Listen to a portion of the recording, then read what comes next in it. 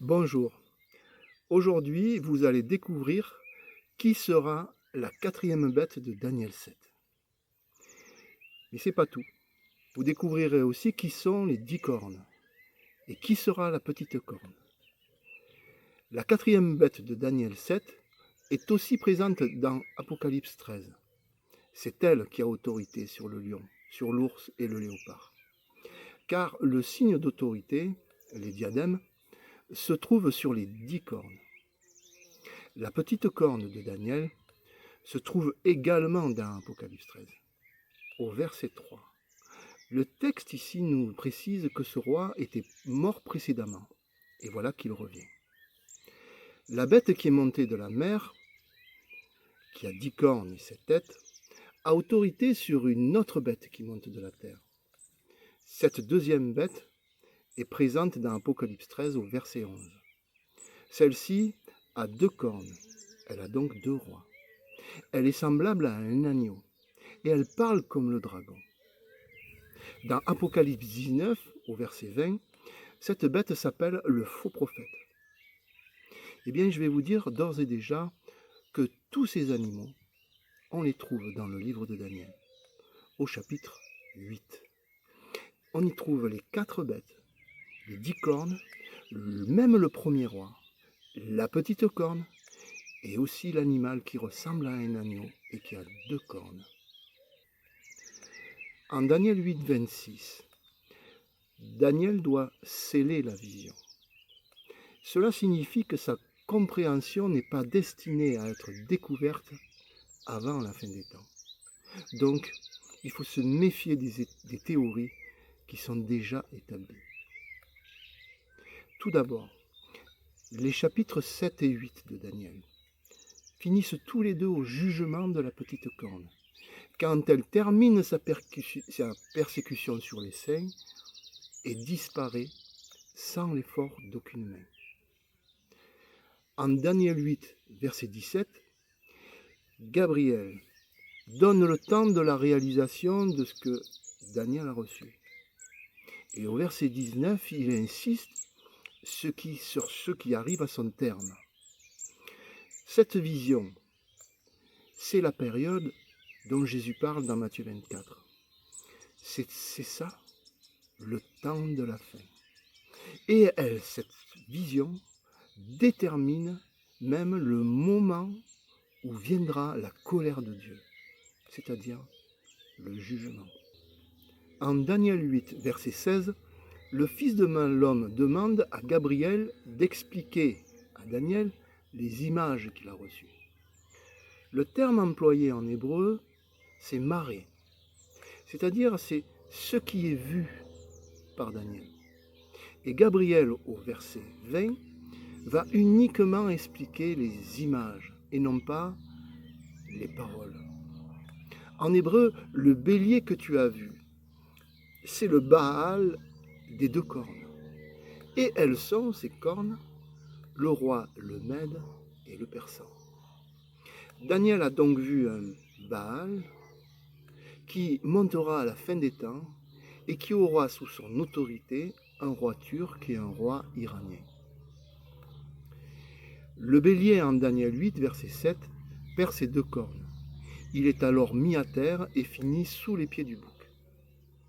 Eh bien, ce bélier est en réalité la deuxième bête qu'on retrouve dans Apocalypse 13 au verset 11.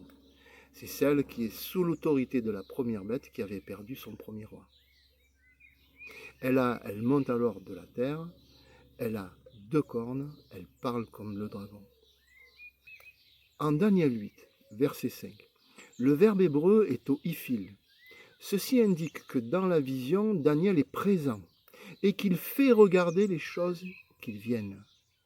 Le texte indique ici, je faisais regarder, et voici, un bouc de chèvre parcourt toute la terre sans la toucher, et il vient d'Occident. En hébreu, c'est un bouc de chèvre, c'est-à-dire que le bouc est au masculin singulier et le terme de chèvre est au féminin pluriel. C'est-à-dire c'est un royaume, un seul royaume, constitué d'États-Unis. Il parcourt donc toute la terre sans la toucher.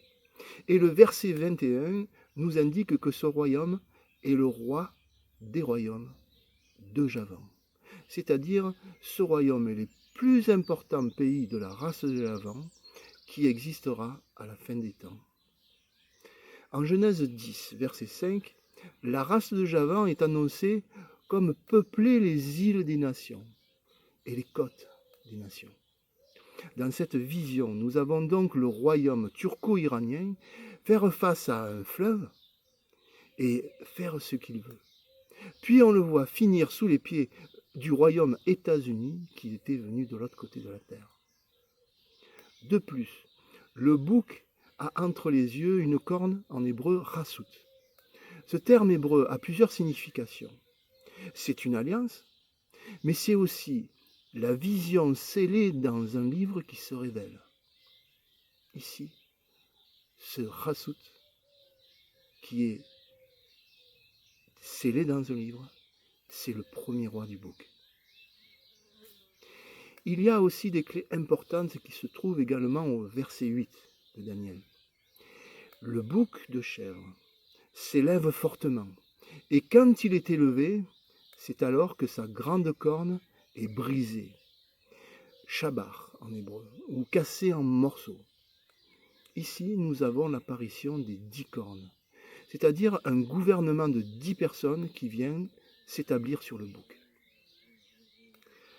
Pour remplacer le bouc, qui a perdu sa première corne, il monte par-dessous 4 razouts en hébreu. C'est-à-dire, c'est dit qu'il monte par-dessous 4 razouts. Notez une chose importante.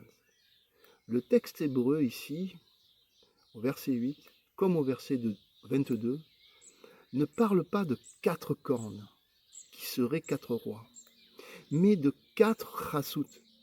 C'est-à-dire ici, nous avons une alliance et nous avons l'apparition d'une révélation scellée qui apparaît et qui était cachetée dans un livre. Au verset 22, Gabriel apporte une confirmation. Les 4 razouts ne sont pas 4 rois, mais ce sont 4 royaumes. Et de surcroît, ils sont de la même race, en hébreu, de goïm, de goy, de païen. Ce sont 4 royaumes de la même race païenne. La fin du verset 8 indique également un élément important, c'est que ces 4 royaumes sont aux 4 vents des cieux. Pour résumer, le bouc s'élève. Son premier roi est remplacé par plusieurs personnes. Ici, nous avons l'apparition des 10 cornes. Puis ce qui remplace le bouc, c'est une alliance de 4 royaumes de la même race, répartis aux 4 vents.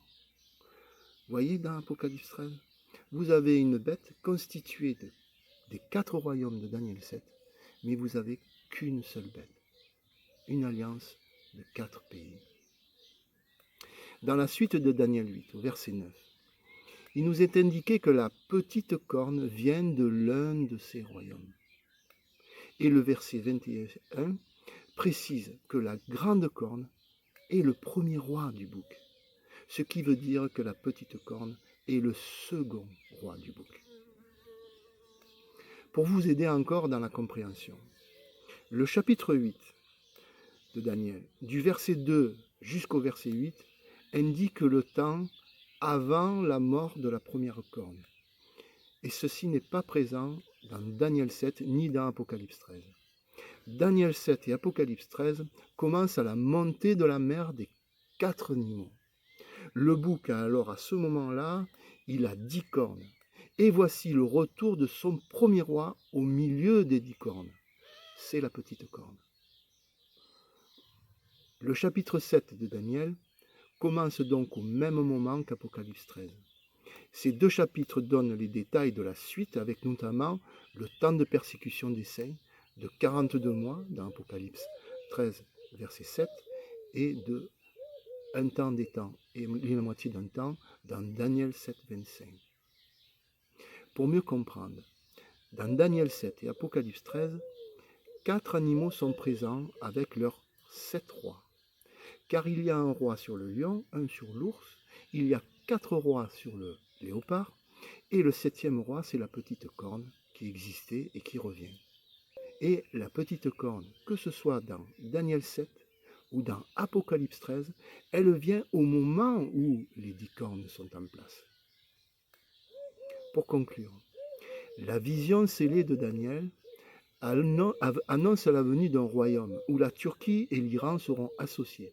Ils feront ce qu'ils voudront et feront face à un fleuve. Puis interviendront les États-Unis, avec à leur tête un roi annoncé dans les prophéties, et même dans les prophéties de Daniel. Les États-Unis grandiront jusqu'à ce que le roi soit tué. Il sera remplacé par un gouvernement de 10 personnes, puis un personnage viendra régner à la place du premier roi. J'ai une question pour vous. Quel royaume, peut-être étant de la même race que les États-Unis, peut être représenté par le léopard? Un royaume composé de 4 rois. Et pendant qu'on y est, qui peut représenter le lion et l'ours? Car ces animaux sont présents et auront même une prolongation de vie au-delà du jugement. C'est ce que nous voyons dans Daniel 7, verset 11.